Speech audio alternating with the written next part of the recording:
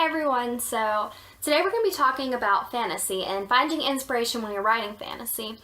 I decided to make this video because I know personally for myself when I'm wanting to write something very fantastical, I want some sort of inspiration that makes me think outside of the box and about different things that I think would be interesting to add to my story. Okay, so number one, the first thing that I tend to do is to pay attention to my surroundings and to do some eavesdropping.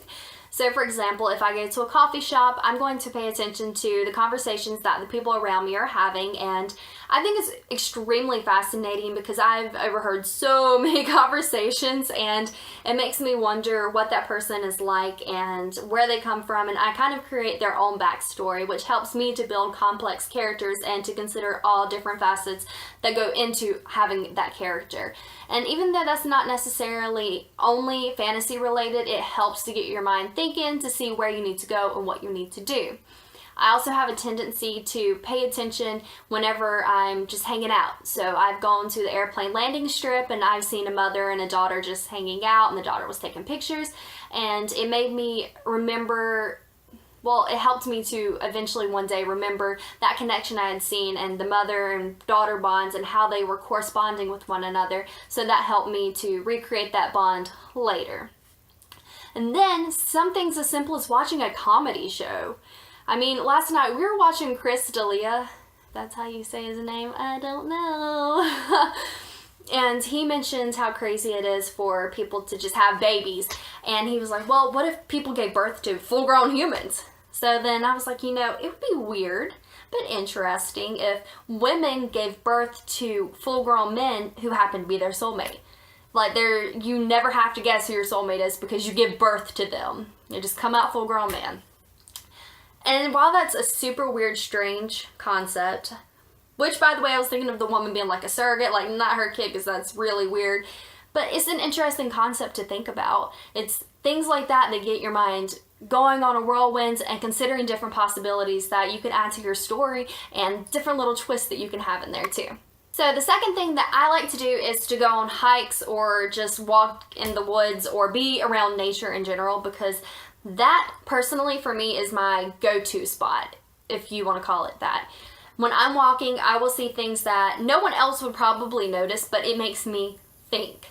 So for example, when I'm walking up the closest mountain, which is Crowder's Mountain for me, I have a tendency to pay a lot of attention to the things around me. And some of the things I've noticed before is the way the trees are, and then you have the roots that come underneath the trees, and I'll be like, well, it'd be really cool if I could recreate that, but make it into a mini village, like a mini village that lives underneath those roots. And I take pictures of things like that, so later on if I decide to incorporate that, I have that visual image that I remember seeing. And I know that might be strange, but for me, it's awesome.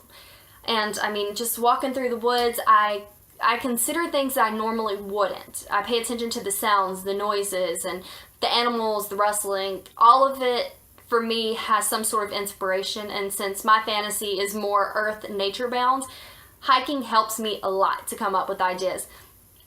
And I mean, at Crowder's Mountain, you can just hike to the top and have a seat, and I usually bring a notebook. I'll bring a notebook and write and think, and it's a really good time and space for you to just come up with these different ideas and pay attention to what's around you so you can observe and then think about how you can change that into a fantastical element.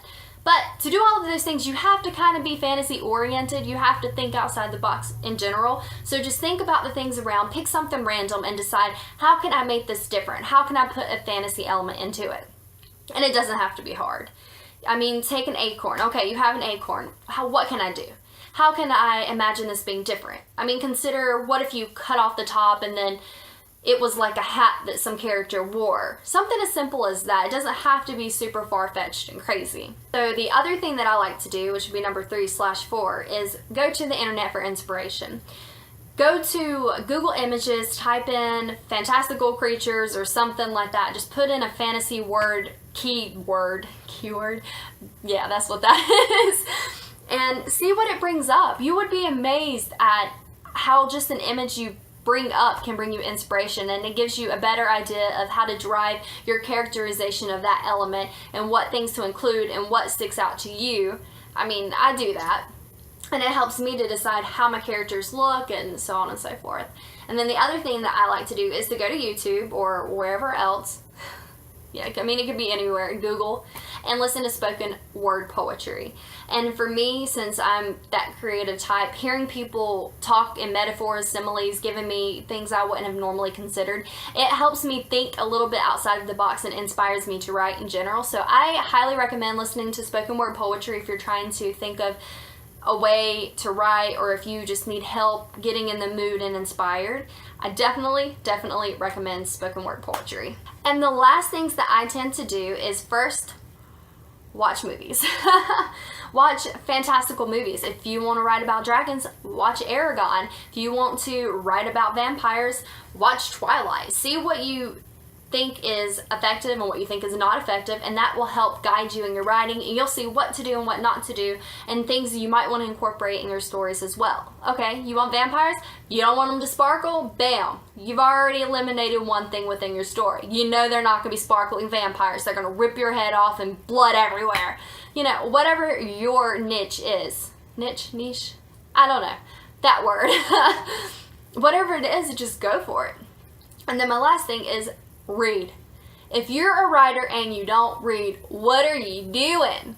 I mean, you can do it, but especially whenever you're talking about fantasy, you need to read fantasy. And for me, all I have to do is pick up my book and read a chapter in whatever fantasy book I'm reading, which is currently A Thorn of Court and Roses. Why do I keep saying A Court of Thorns and Roses? Yeah, that's right.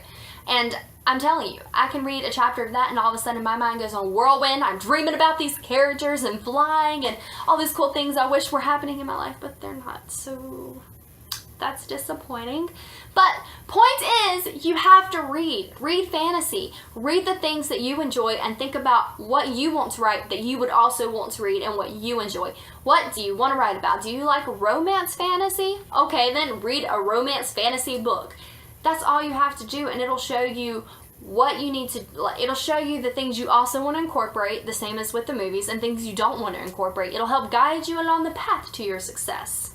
Basically, where I'm going with this is that you can find inspiration for fantasy anywhere. You just have to think a little bit out of the box, put yourself in someone else's shoes, and just think differently. Encourage yourself. Meditate for 10 minutes if that's what you need to do. Watch a movie. Read a book. Whatever you have to do. But you just have to think outside of the box and incorporate real world elements and think about how you can change them or how you would think they would be awesome. Do you like artificial intelligence? My best friend Alexa, I have to be quiet because she listens to me. She's awesome. She's AI, and it makes me encouraged and just like, I want to write AI and I want to do something with that. And I think of all these movies that I've watched that are also AI. And it's fascinating, and I think of, okay, where else can I go with this? How crazy and creepy can it get? What can I do with this? And that's also what you have to do as a fantasy writer. You just have to incorporate real world events. Sounds weird saying that. Real world events, and think about how you would change it to be more fantastical. So, with all of that said, I am done with this video. Give me a like if you like it, if it wasn't useful, which I don't know how useful it might have been. I guess you could thumbs down me, but like, don't do that. Subscribe if you like, please. I have no subscribers, but that's okay. So, I'll see you guys later.